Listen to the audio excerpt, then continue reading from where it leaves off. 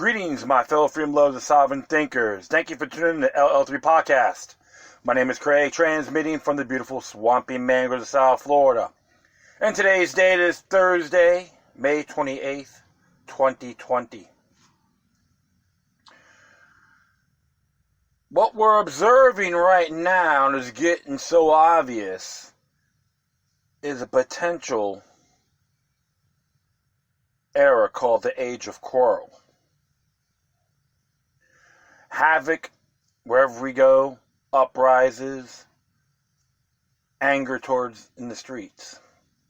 Whether it's in the Twin Cities of Minnesota, Los Angeles, California, Hong Kong, South Africa, and beyond.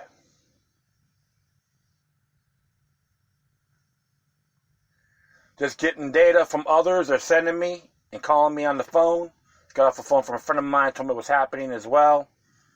And I'll be talking about that on this particular matter in reference to Mr. Floyd's death and what's going on at Minneapolis, and it spread to St. Paul, Minnesota. And there's a case of forgery, supposedly.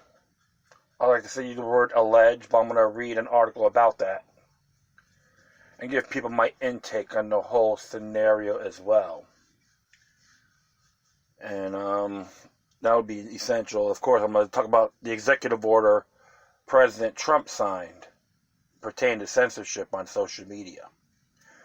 So, without further ado, I'm going to be doing this little thing on patch.com.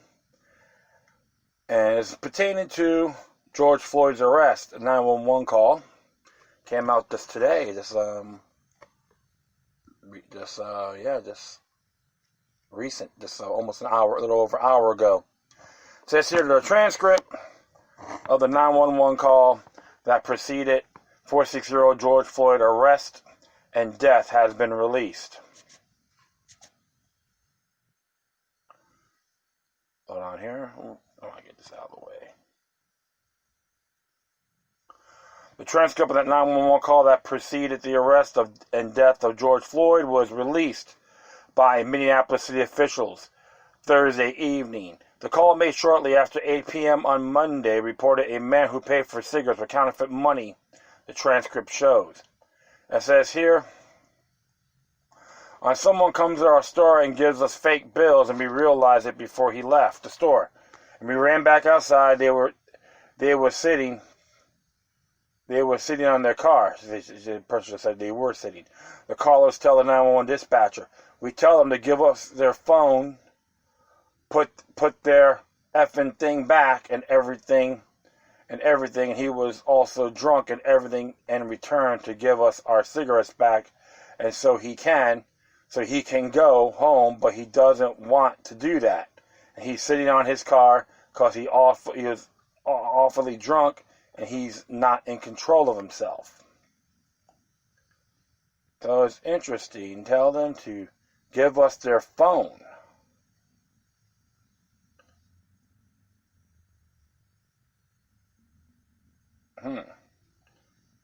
Okay, so that's interesting there. So I'm just going to keep on going. The caller gives the dispatcher the license plate number of the car and describes it as being a blue van. So this guy gave a counterfeit bill, has your cigarettes, and he's under influence of something. The dispatcher asked at one point. Something like that, yes, the caller responded. He is not acting right. After asking for a description, the sex and race of the man, the dispatcher says help is on the way. I'll read the transcript in a little bit, and it looks like you could hear more clarification.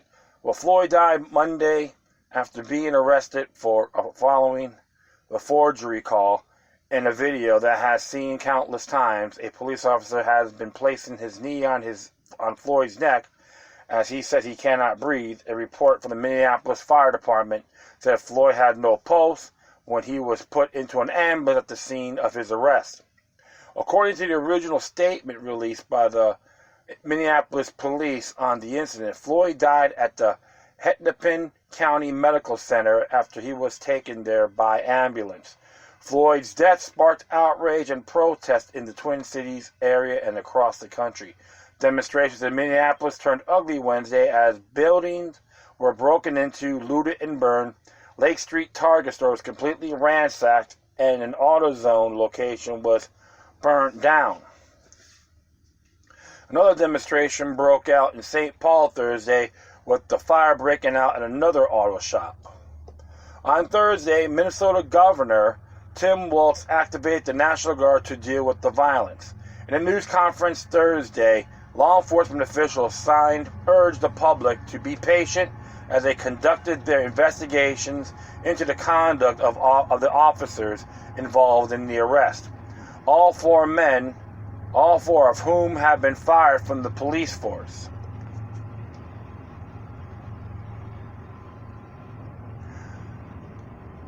It's interesting because I watched a video of him wanting to tell people not to support gun violence. What I call the dark side. Violent crime doesn't matter, but he saw a quick video about that. He knew a young man that died in shootings and so forth. He was involved in those activities. I don't even know Mr. Floyd himself. So he was allegedly had using counterfeit money to buy cigarettes. Not going to judge him on that. It's just alleged. I'll just keep it that way. However, when you watch the video in its entirety, the officer was very arrogant. One pretentious prick, I like to say that in good faith, didn't give a damn on what happened to Mr. Floyd. Beat someone when they're down. That was his attitude. And the lackeys, his so-called brethren, lackeys, didn't do a damn thing to say, stop, what the hell are you doing? There's even reports that these men have multiple complaints against them. So why the hell is still roaming the streets? And of course, you see psyops. There's a claim one of the officers had a hat make white great again, just to get people all wound up. So you guys expect a lot of psyops on this whole ordeal. And the way you watch that video, do you question the police officer being a Manchurian candidate? How many of you remember the Esteban Santiago ordeal that happened at the Fort Lauderdale Hollywood Airport in Florida? Went on a little shooting spree and he dropped to the floor, put his hands up. Dropped the gun and put his hands up. Can we say bone fetching? Control? Can this be a false flag? Yes, and it doesn't mean that no one died. Okay, just get that fact straight. And there's even reports too that one building that was burnt to the ground of the AutoZone was a Minneapolis police officer, provocateur. If you look at videos in the past, I recommend folks watch that one video, Into the Fire, by Dan Dix from Press for Truth. You probably look it up online. Talked about provocateurs, undercover officers setting up a blaze and blaming it on the rioters and the protesters. It's one big collective witch hunting thing. Hey, they blame the communists for the birth of the Reichstag in 1933. And Hitler got more power into it. It was proven in the Nuremberg trials. They've done it. And even there's a lot of claims as well by my sources. He's like watching this all day long. Been going on with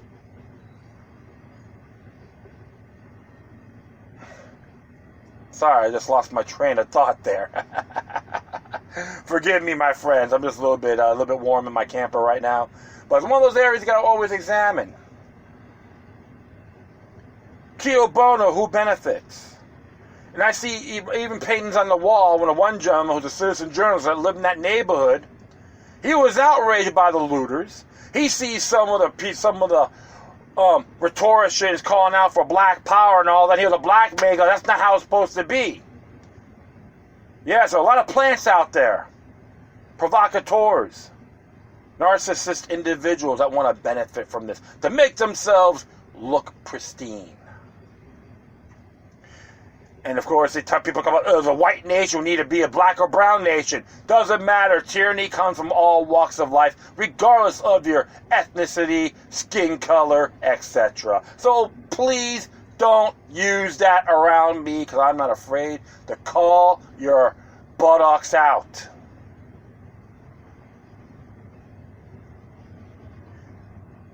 And of course, it's spreading to other towns in Memphis and all that. Of course, Los Angeles. Mind control at its finest, folks. They want all people to get all wound up and insane. You haven't learned from COVID-19, nor the Charlottesville ordeal, when one person died and many were injured. And they all want to blame it on those yahoos like Richard Spencer and his little clique. Well, you know what? I said it in the past. I'll say it again. Blood's on the hands of the city of Charlottesville. And the delegates from the state of Virginia. At first, people thought I was insane. They took the initiative of doing their homework, and they thanked me for it. This may be a Gladio-style ordeal, my friends. Operation Gladio. A la Las Vegas. If you hear my show on that in the past about the Las Vegas shootings, I called a Gladio in Las Vegas, and I'm saying in good faith, it was. I recommend folks look up Operation Gladio. They can do that. Gladio B, don't matter. Look these things up. Some of it's already been declassified. This is design. Don't be surprised if it was done by design. And Mr. Floyd was the victim of it.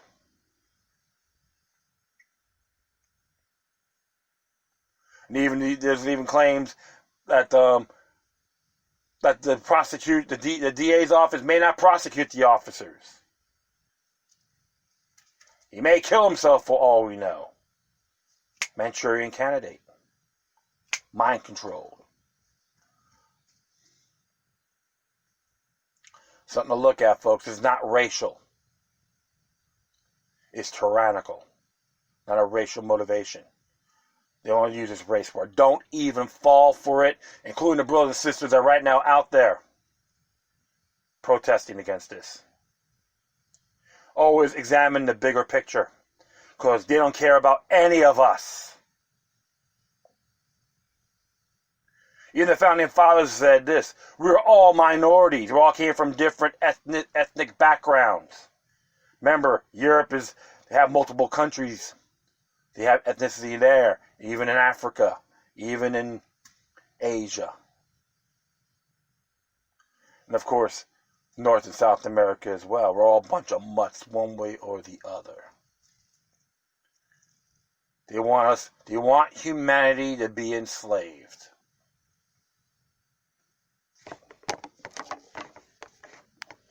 Now I'm going to read those transcripts and get that check this out and see what it has to say. Because out of fairness, you guys have the right to know in a more clarified manner.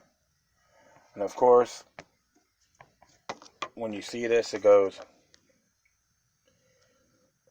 It says here the dispatch. It actually came on, the 25th. Oh wow, the 25th. Yep, Memorial Day, 8:01. And it says here, it's incident number 20-14629. Okay, so let's let you folks know about that. And you can look on the dispatch link. They have a link for this. And it says here, 911, what's the address of the emergency?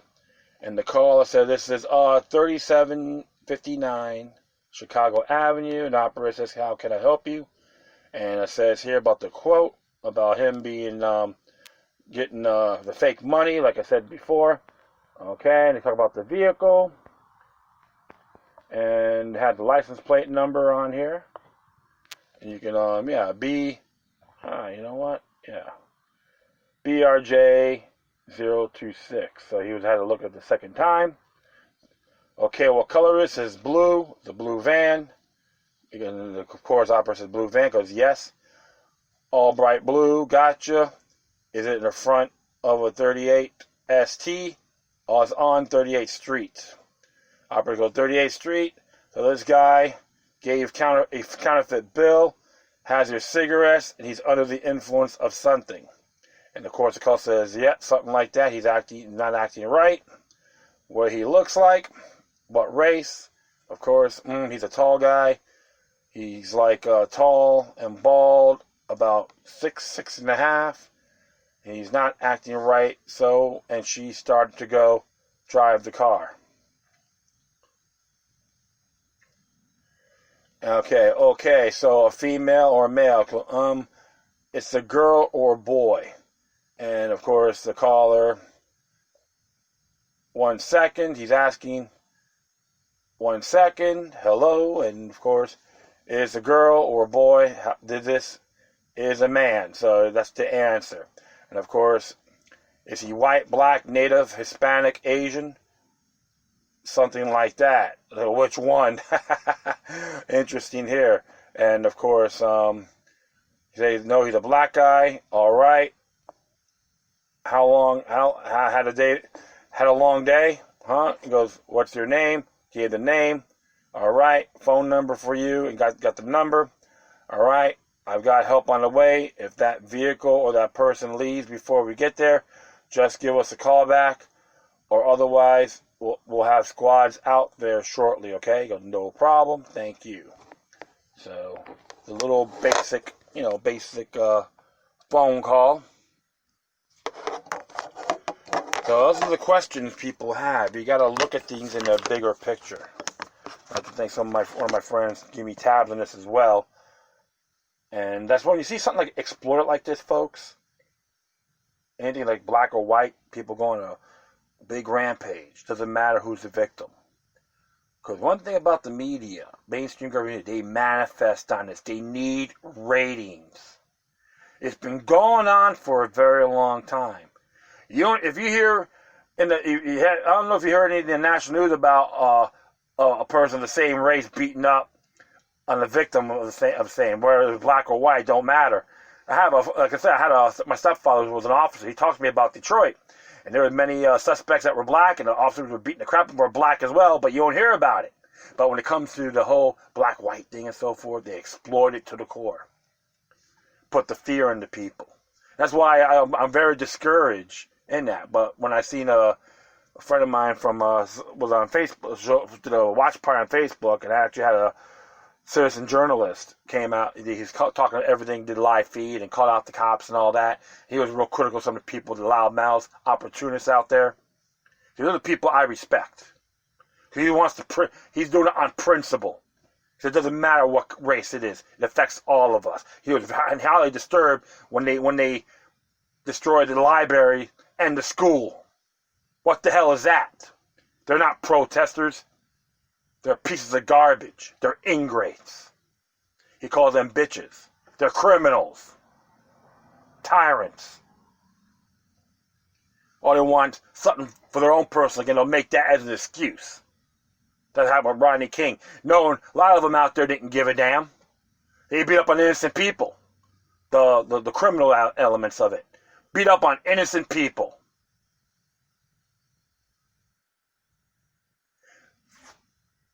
That's why his girlfriend have to say in good faith, he wouldn't like this. And like I said, there's just allegations on the counterfeit money. I don't know his actual track record, his history. Hopefully, people might have to look into it. And if it's so, it's not going to be a crucifixion of the man. But how I see this has to be condemned. Doesn't matter what your background is. When it comes to tyranny, folks, you gotta call it all out. And there's some awesome people out there are standing for what's right. They don't want to see their neighborhoods get burnt to the ground. Eldenberg Cleaver, who was the member of the Black Panther Party, was getting people all wound up to start a revolution. Then they realized that the people were freaking out because they had their own neighborhood being burnt to the ground. Called them out on it.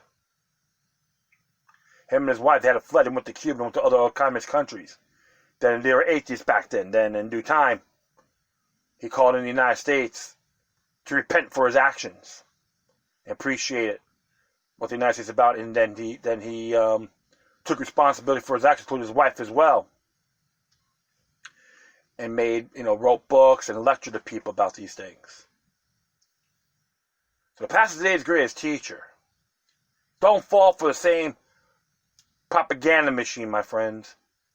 If you're going to be rioting and looting and so forth, you're just having Mr. Floyd's name die in vain.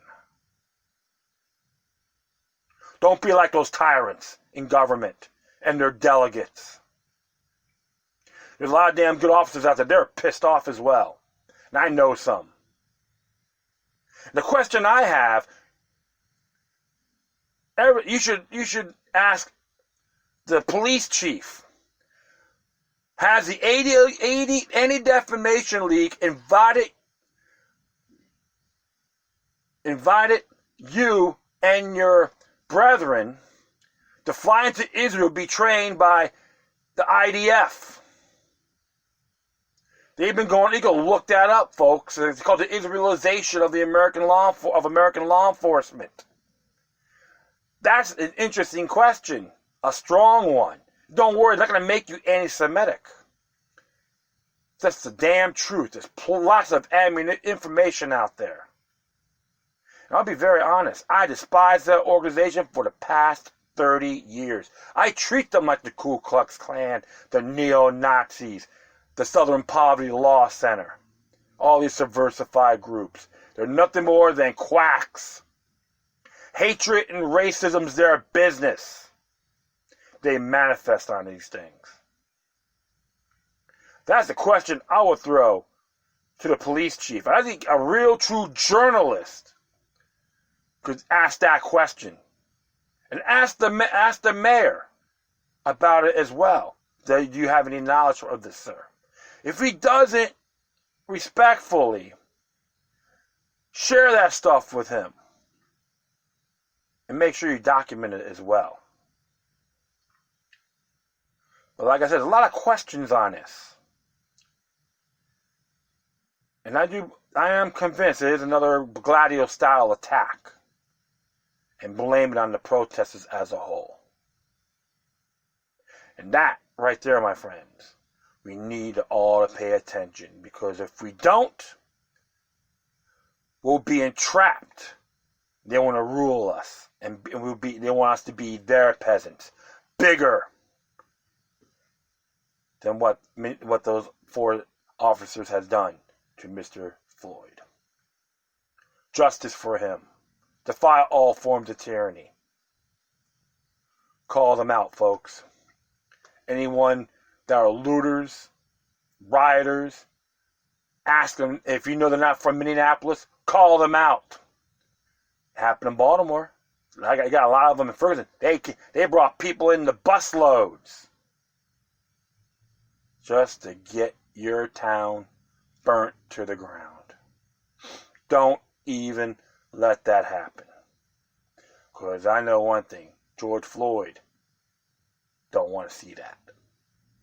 Maybe he made some mistakes. Like I said, I never know. I don't know the man, but I'm not here to judge him.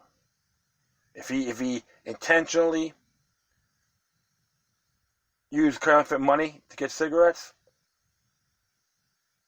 I'll criticize him for that. But he did not deserve to die. Okay, well, next thing here I'm going to be talking about, I'll be do the executive order instead, so I'm going to do that,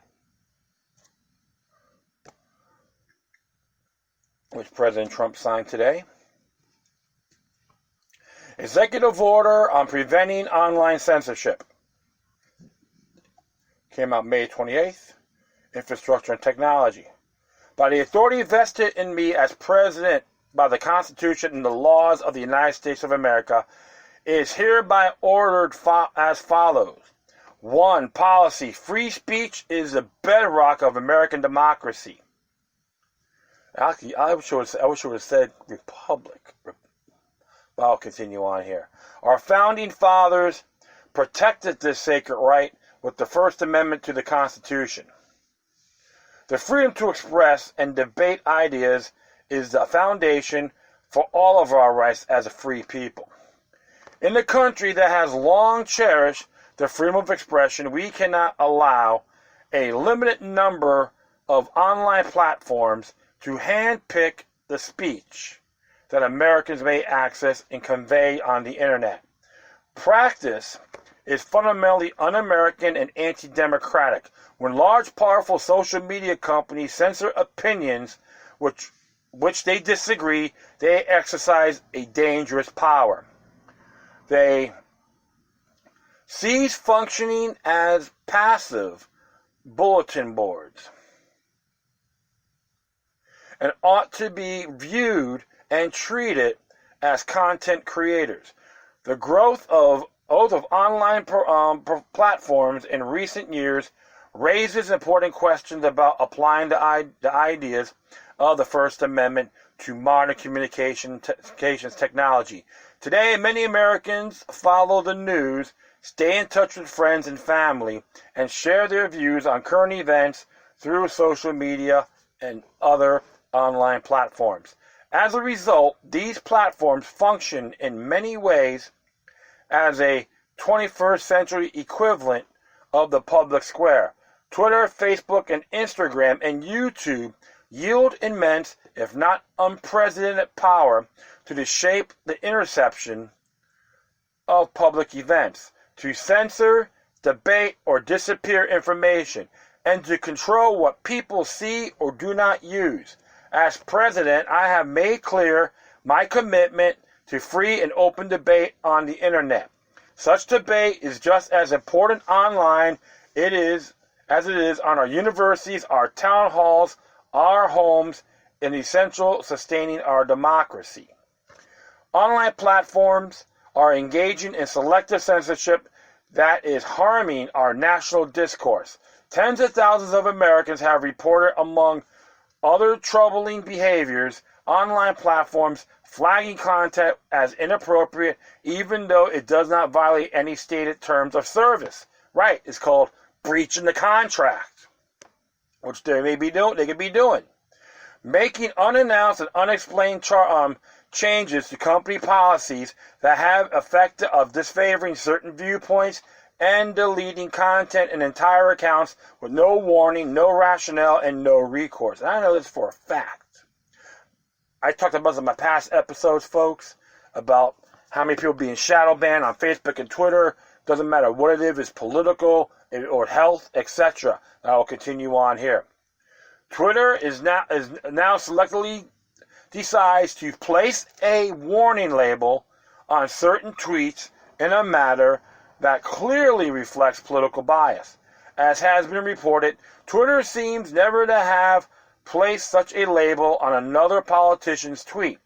As recently as last week, Representative Adam Schiff was continuing to mislead his followers by peddling the long disapproved Russian collusion hoax, and Twitter did not flag those tweets. Unsurprisingly, an officer in charge of so-called site integrity has flaunted his political bias in his own tweets. At the same time, online platforms are invoking inconsistent, irrational, and groundless justifications to censor or otherwise restrict American speech here at home. Several online platforms are profiting from the aggression and disinformation spread by foreign governments like China. One U.S. company, for example, created a search engine for the Chinese Communist Party that would have blacklisted searches for human rights data unfavorable to the Chinese Communist Party and tracked users determined appropriate for surveillance. It also established research partnerships in China that provide direct benefits to the Chinese military. other companies have accepted advertisement paid for by the Chinese government that spread false information about China's mass imprisonment of religious minorities, thereby enabling these abuses of human rights. They have also amplified China's propaganda abroad, including by allowing Chinese government officials to use their platforms to spread misinformation regarding the origins of the COVID-19 pandemic and to undermine pro-democracy protests in Hong Kong. As a nation, we must foster and protect diverse viewpoints into today's digital communications environment where all Americans can and should have a voice. We must seek transparency and accountability from online platforms and encourage standards and tools to protect and preserve the integrity and openness of American discourse and freedom of expression. 2. Section 2, Protections Against Online Censorship. A, is a policy of the United States to foster clear ground rules promoting free and open debate on the Internet. Prominent among the ground rules growing that debate is the immunity from liability created by the Section 230C of the Communications Decency Act, Section 230C, which is 47 U.S. Code 237C, Title 47 to be exact. It is the policy of the United States that the scope of that immunity should be clarified. The immunity should not extend beyond its text and purpose to provide protection for those who purport to provide users a forum for free open speech, but in reality use their power over a vital means of communication to engage in deceptive pretextual actions. Setting free and open debate by censoring certain viewpoints, Section 230 was designed to address early court decisions holding that if an online platform restricted access to some content posted by others, it would thereby become a publisher of all the content posted on its site, but for purposes and torts such as defamation.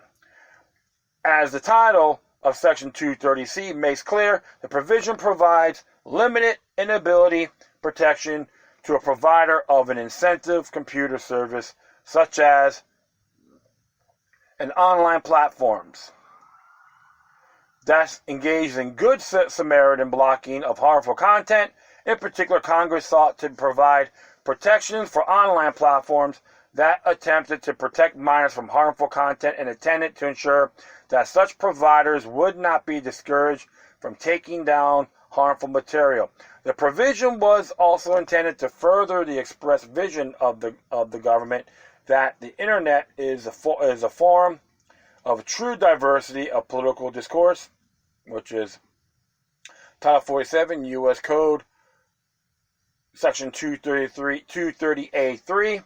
The limited protections provided by the statute should be construed with these purposes in mind. In particular, subparagraph C2 expressly addresses protections from civil liability and specifies that an interactive computer service provider may not be made liable on account of its decisions in good faith to restrict access to content that is considered to be obscure, lewd, lascivious, filthy, excessively violent, harassing, or otherwise objectionable.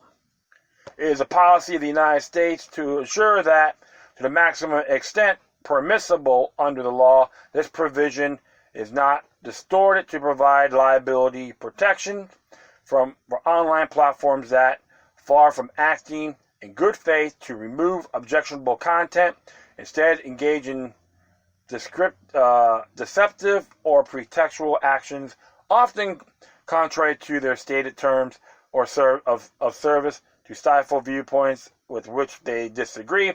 Section 230 was not intended to allow a handful of companies to grow into titans controlling the vital avenues of our national discourse under the guise of promoting open forums for debate, and then provide those behemoth blankets immunity when they use their third power to censor content and silence viewpoints that they dislike. When an interactive computer service provider removes or restricts access to content and its actions do not meet the criteria of subparagraph C2A, it is engaged in editorial conduct. It is the policy of the United States that such provider should properly lose the limited liability shield of subparagraph C2A and be exposed to liability like any other traditional editor and publisher that is not an online provider. Very interesting right there. So a lot of interesting things on this quote. But I'm going to continue on here in a moment. All right, I will continue on here.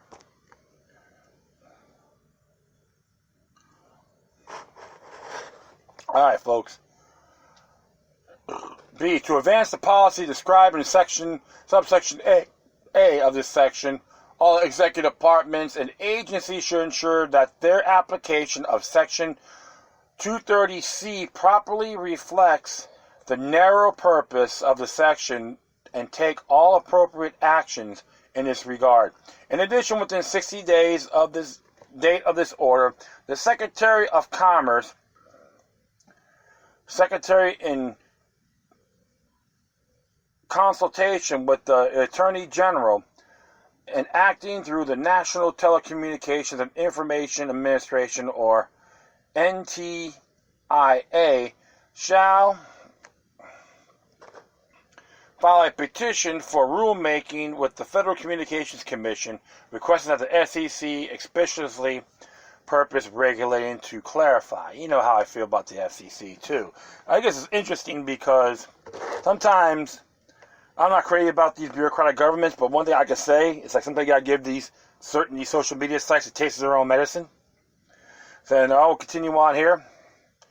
The interaction between subparagraph C1 and C2 of Section 230, in particular, to clarify and determine the circumstances under which a provider set of an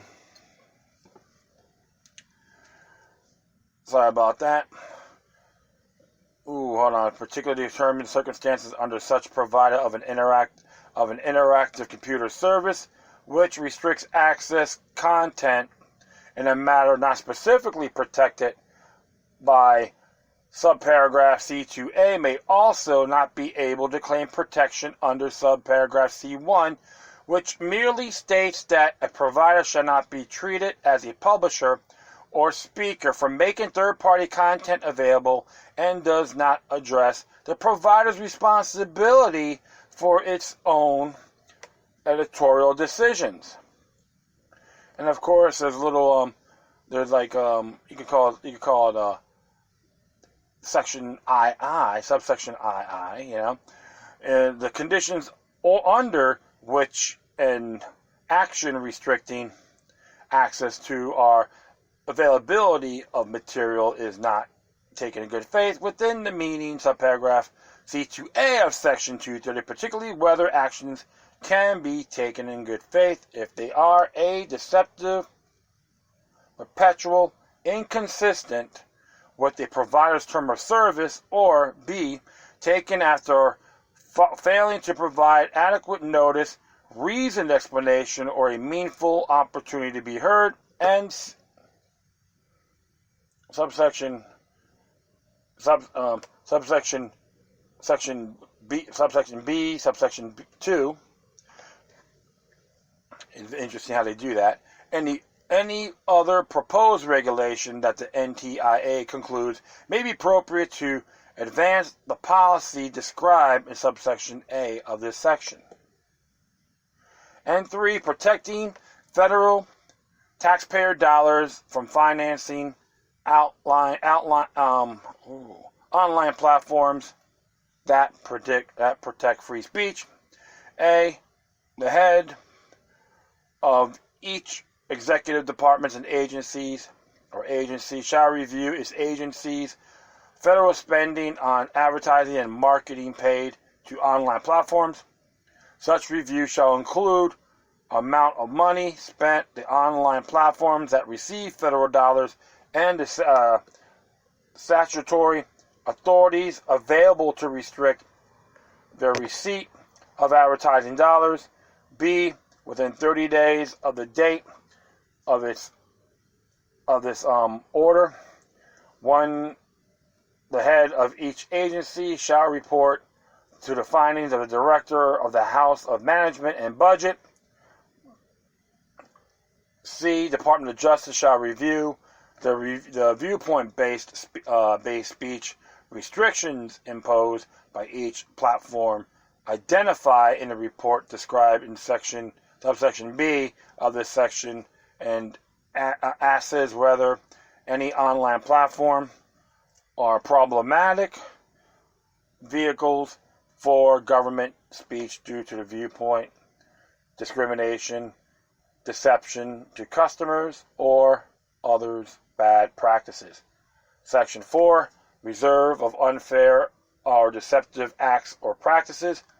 A, is the policy of the United States that large online platforms such as Twitter and Facebook, as a critical means of promoting free flow of speech and ideas today, should not restrict protected speech. The Supreme Court has noted that social media sites, as a modern public square, can provide perhaps the most powerful mechanisms available to a private citizen to be made his or her voice heard.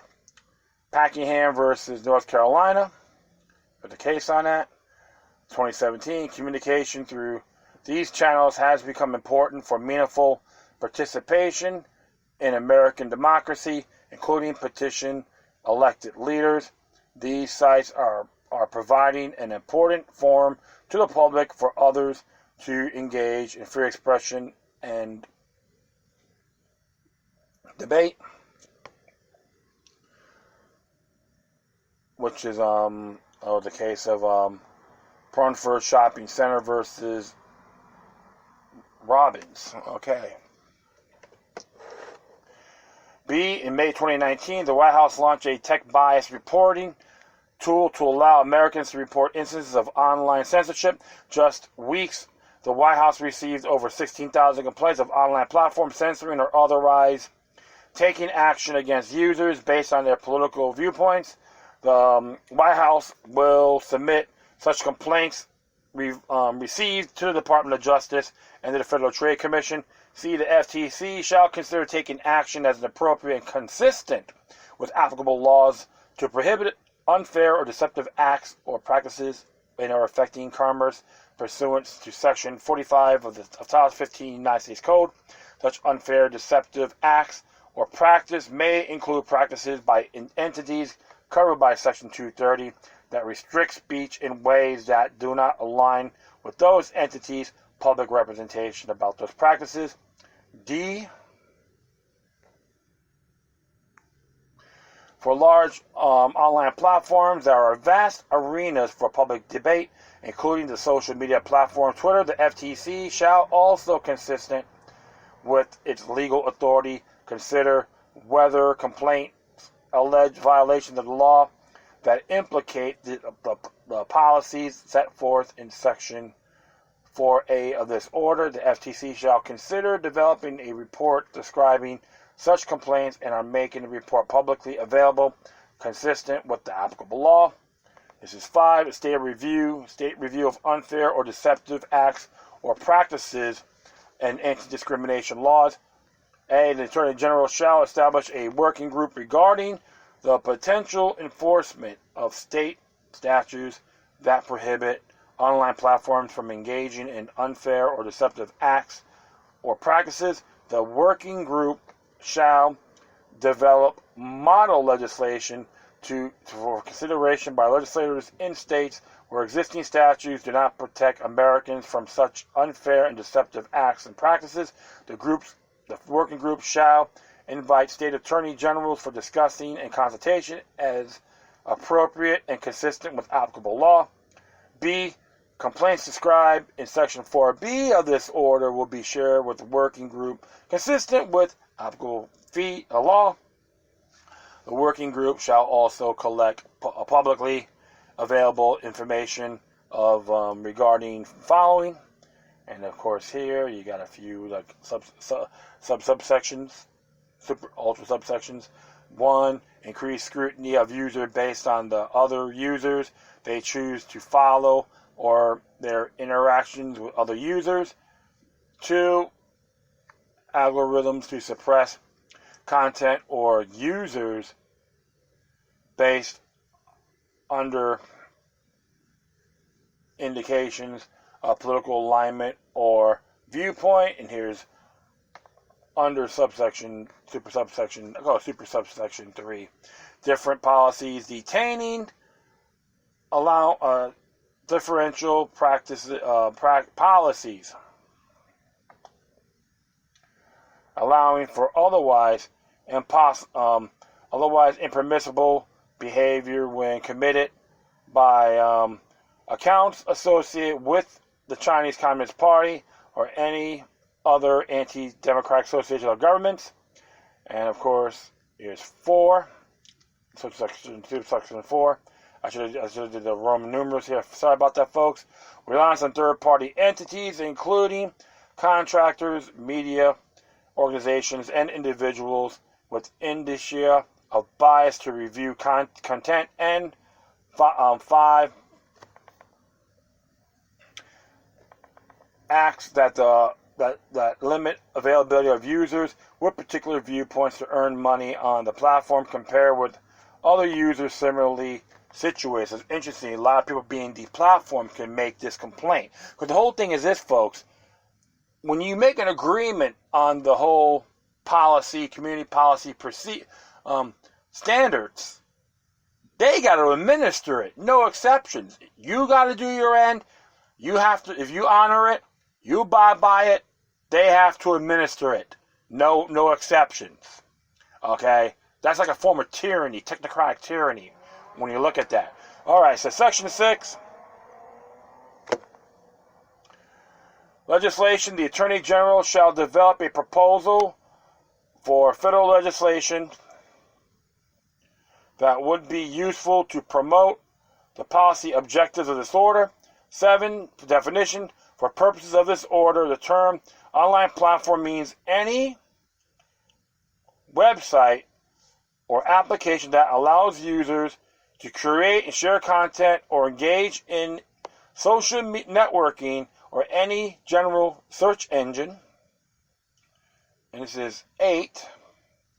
General provisions. A. Nothing in this order shall be construed to impair or otherwise affect 1. Authority granted by law. 2. The executive order agency or the head of thereof. Or 2. The functions of the director of the Office of Management and Budget relating to budgetary, administrative, or legislative proposals. And here's B. This order shall be implemented consistent with applicable law and subject to the availability of appropriations.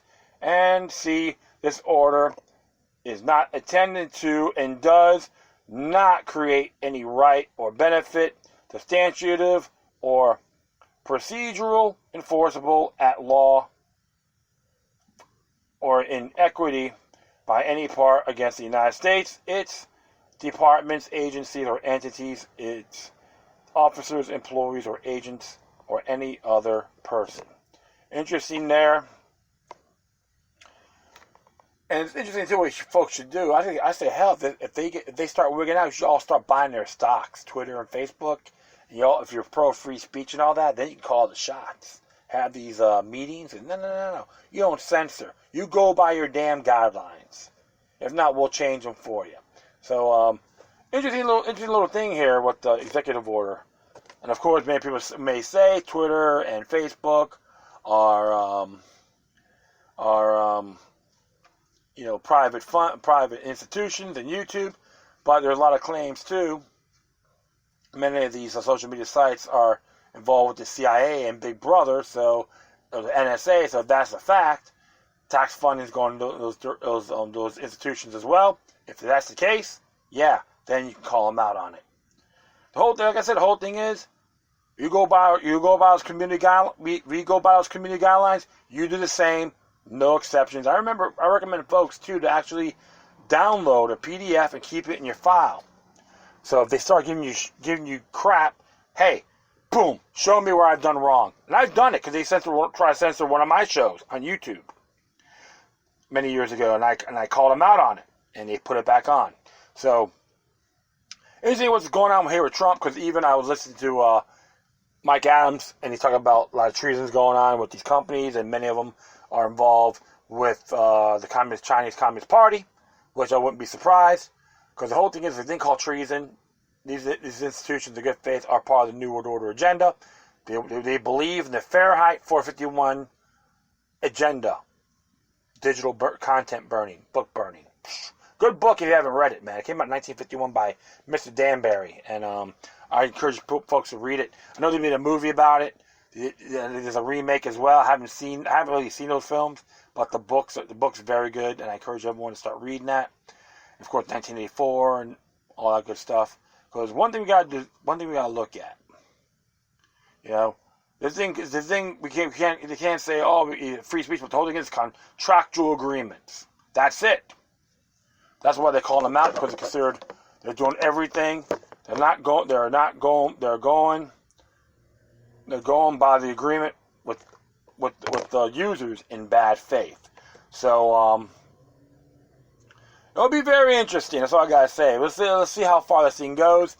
If you want to sign petition to them, I did a show on that a couple of days ago. You can look it up. Boom. Don't be shy. Even federalregister.gov does have it as well. Wow. So wow, it's pretty long here. What time is it? Oh yeah. And I forgot to add something in reference to Minnesota, and I do apologize for that. My rant, I just might make it distracted now and then. However, one of the things people in Minnesota should really need to look at is Article 1, your Bill of Rights. There's Section 17 sections in here. And to make things right, instead of going up in flames and beating up on people, the true protesters, the activists that are against violence, they want their community safe. This is what you got to do. Because Article 1, Section 1 talks about objective of government. And you have your government's supposed to protect your rights. If they don't, yeah, you can alter it. And definitely use Section 17, freedom of conscience and enumerated rights. Even you have to go up and be armed if necessary, because an armed society is a polite society. You have that right as well under Article 1, Section 17, which is mainly under enumerated rights and enumerated rights. So definitely, it's a 17. Oh, I'm sorry.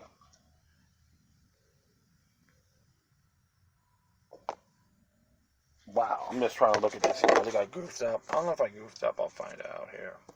I said 17.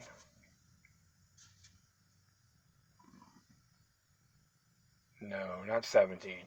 I apologize again, my friends. Oh, enumerated rights. 16, freedom of conscience. That's the first sentence. Enumeration of rights in the Constitution shall not deny or impair others retained by the inherent in the people. So, use your natural rights to call out these individuals, organize the unorganized, redress your grievances. And if the neighborhoods need to be armed against these tyrants, rather the street criminals or corrupt individuals in these delegated positions, it would be a good thing to do. Not out of arrogance, but in good faith. It's okay to keep them on their toes. A little rebellion now and then is good, Thomas Jefferson said. But having your community be burnt to the ground by outsiders, many of them are, that I condemn dearly. Alright, that will be it. I'd like to thank everyone for listening. Plus, feel free to download and share throughout your social media networks. If you have any questions, comments, or send something that's interesting I want to check out, whatever you do, whatever you do, please send your correspondence with decorum. Furthermore, I'll leave those footnotes what I addressed on my Spreaker page. Once again, thank you for your time. Plus, always remember that demoniac resistance is healthy for the soul and can liberate humanity. Until next time, take care of yourselves. Keep on spreading love. And may your guardian spirits be with you.